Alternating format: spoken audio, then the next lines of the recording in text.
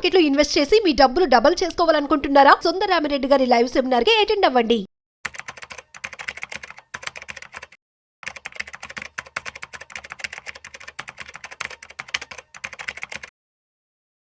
నమస్తే, నేను జీవసత్యనారాయణ. ఈ వీడియోలో ఎవరైతే లాంగ్ టర్మ్కి ఇన్వెస్ట్ చేద్దామని అనుకుంటారో కొన్ని పెట్టుబడి పథకాలు, వీటిలో కొన్ని షేర్స్ ఉంటాయి, మ్యూచువల్ ఫండ్స్ ఉంటాయి, రియల్ ఎస్టేట్ ఉంటుంది, ఈటీఎఫ్లు ఉంటాయి. అలా కొన్ని ఏవైతే ఉన్నాయో అవన్నీ మీకు ఒక అవేర్నెస్, ఎడ్యుకేషన్, ఇన్ఫర్మేషన్. దయచేసి కాల్ చేయవద్దు. మీ దగ్గర ఏమైనా ఫండ్స్ ఉంటే దీంట్లో చాలా ఉంటాయి, రకాలు ఉంటాయి, కొన్ని చెప్తాను.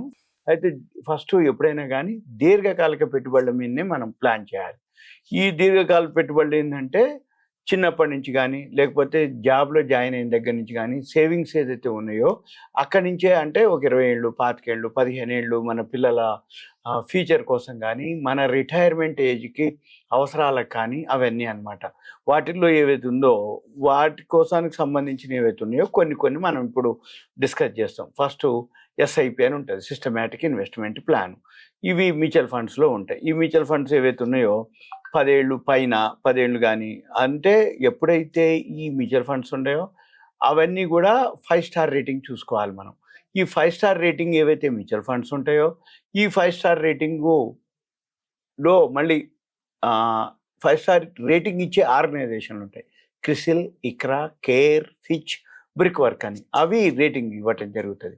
ఈ 5 స్టారు ఓకే, 4 స్టారు కొంచెం, 3 స్టారు యావరేజ్, 3 అనేది 3 star average, 4 star above average, 5 star good, 2 star వచ్చి బిలో యావరేజ్, సింగిల్ స్టార్ వచ్చి పూర్. మనం ఏం చేయాలి? మనీ కంట్రోల్ వెబ్సైట్కి వెళ్తే అక్కడ ఎంఎఫ్ అని ఉంటుంది, మ్యూచువల్ ఫండ్స్. ఒక మనీ కంట్రోలే కాదు, చాలా వెబ్సైట్లలో మనకి ఉంటాయి అన్నమాట. మన పని ఏంటిది? ఏ మ్యూచువల్ ఫండు 5 స్టార్ రేటింగ్ ఉంది, అది ఒక 10-12 ఏళ్ల నుంచి 10 ఏళ్ల పైన ఎంత సిఏజిఆర్ ఎంత రిటర్న్స్ ఇస్తుందనేది చూడాలి. అదేంటిదంటే వాల్యూ ఉన్నటువంటి స్టాక్స్ కొని పెడుతుంటుంది. ఒక సంవత్సరం కాకపోయినా, ఒకసారి కాకపోయినా, ఎప్పుడో ఒకసారి యావరేజ్న అది పెరగటం అనేది జరుగుతుంది. ఇది అన్నమాట. అయితే మనము ఎవరైతే రిస్క్ చూసుకోవడానికి అక్కడ ఉంటుంది, రిస్క్లో మళ్ళీ 4 రకాలు ఉంటుంది. నో రిస్క్, నో రిటర్న్స్, లో రిస్క్, లో returns, medium risk, medium returns, high risk, high returns.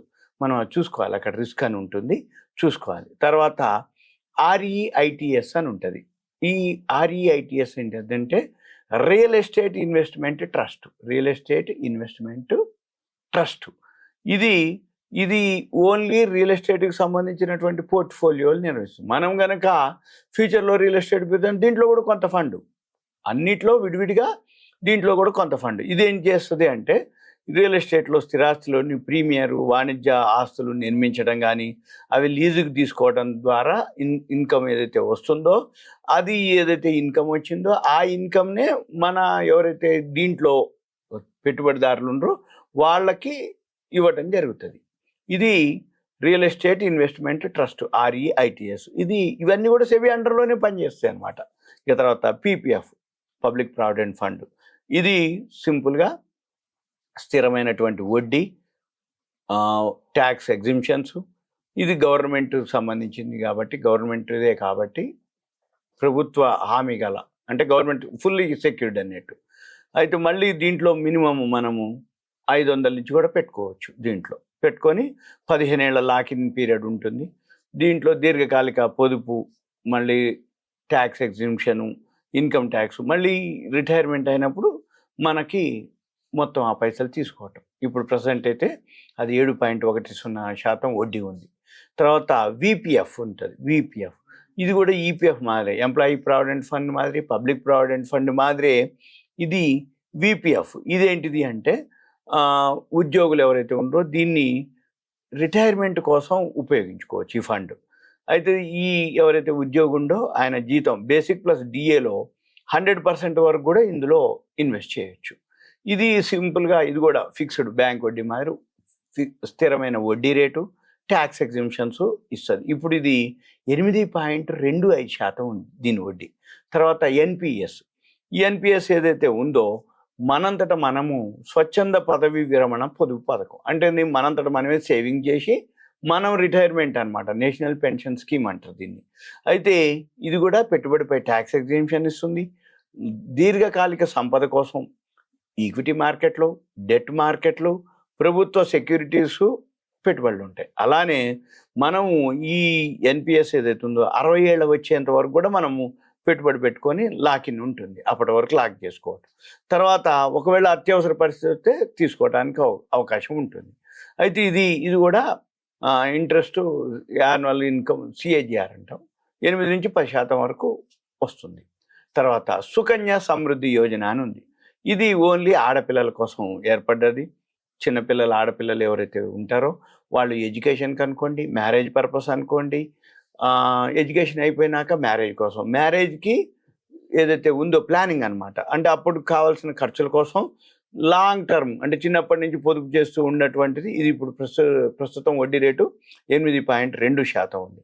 ఇక దీని తర్వాత బంగారం. ఈ బంగారం ఏదైతే ఉందో ద్రవ్యోల్బణ రేటు, అంటే ఇన్ఫ్లేషన్ తోటి కంటే కూడా ఎక్కువ వస్తుందండి దీంట్లో. అంటే ఆర్థిక వ్యవస్థ ఎప్పుడైతే మాంద్యంలో ఉన్నదో అప్పుడు బంగారానికి విలువ అనేది తగ్గే క్వశ్చన్ ఉండదు. కాబట్టి గడిచిన 5 ఏళ్లలో బంగారం మాత్రం బాగా పెరగటం జరిగింది. ఇది దీర్ఘకాల పెట్టుబడులకి బంగారాన్ని కూడా పరిగణించవచ్చు. ఇది పెట్టుబడులకి. ఇవే కావు, షేర్ మార్కెట్లో ఈటీఎఫ్లు ఉంటాయి, ఎక్స్చేంజ్ ట్రేడెడ్ ఫండ్స్ అని. అవి గోల్డ్ ఈటీఎఫ్లు ఉంటాయి, సిల్వర్ ఈటీఎఫ్లు ఉంటాయి. మళ్ళీ ఇవే కాకుండా ప్రతి ఈటీఎఫ్లు ఉంటాయి. ఇప్పుడు డిఫెన్స్ ఈటీఎఫ్లు అని ప్రతి సెక్టార్లో ఈటీఎఫ్లు ఉన్నాయి. వీటిలో ఇన్వెస్ట్ చేయొచ్చు. లేదు ఇదే ఈటీఎఫ్లు మ్యూచువల్ ఫండ్స్లో కూడా మళ్ళీ కొన్ని, మనము అమెరికా బాగుందనుకోండి ఎకానమీ, అమెరికా కంపెనీల్లో మ్యూచువల్ ఫండ్స్ ఉంటాయి. అంటే ఇక్కడ మ్యూచువల్ ఫండ్సే మన దగ్గర నుంచి ఫండ్స్ కలెక్ట్ చేసి అమెరికా కంపెనీల్లో పెట్టుబడులు పెడతాయి. అవి చేయొచ్చు. ఏ వరల్డ్లో ఏ కంపెనీ, ఏ దేశం ఆర్థికంగా బాగుంటుంది అని అనిపిస్తే ఆ దేశం మ్యూచువల్ ఫండ్స్ ఉంటాయి. ఆ దేశంలో ఆ మ్యూచువల్ ఫండ్స్, అంటే మన మ్యూచువల్ ఫండ్సే ఆ దేశం మ్యూచువల్ ఫండ్, ఆ దేశం కంపెనీల్లో పెట్టుబడులు పెడతాయి. మనకి ఫారిన్ కరెన్సీతో పని లేదు. జపాన్ ఉంది, జపాన్లో పెట్టుబడి పెడతాంటే ఎన్లు కావాలి. అదే అమెరికాలో కావాలంటే డాలర్లు కావాలి. యూరోప్లో పెట్టాలంటే యూరోలు కావాలి. అవసరం లేదు మనకి. మన మ్యూచువల్ ఫండ్స్ ఉంటాయి. మనకి ప్రపంచంలో ఏ దేశం బాగుంటుంది అని మీరు అనిపిస్తే ఆ దేశం యొక్క ఆ కంపెనీల్లో పెట్టుబడి పెట్టేటటువంటి మన దేశపు మ్యూచువల్ ఫండ్స్లో మనం గనక తీసుకుంటే మన కంపెనీలు, మన మ్యూచువల్ ఫండ్స్ అక్కడ దేశాల్లో పెడతారు. అది చూసుకోవచ్చు మనం. అది మీకు, ఇవన్నీ మీకు అవేర్నెస్ ఎడ్యుకేషన్ మాత్రమే.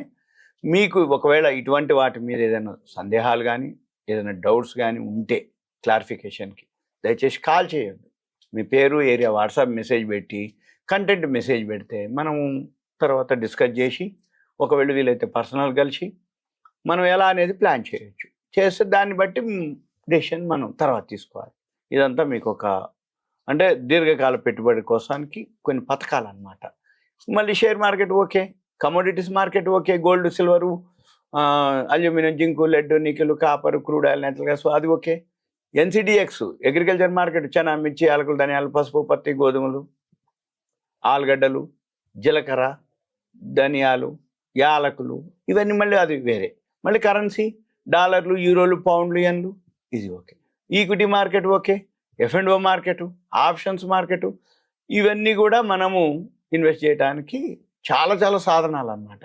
అయితే సేఫ్గా ఉండాలి అంటే ఈ కొన్ని ఉన్నాయి. రిస్క్ తీసుకునే వాళ్ళు, ఇక దాని మీద అవగాహన ఉన్న వాళ్ళు చేయటం అనేది ఒక పద్ధతి. ఓకే, ఇదంతా అవేర్నెస్. ఓకే, థ్యాంక్ యూ, సెలవు.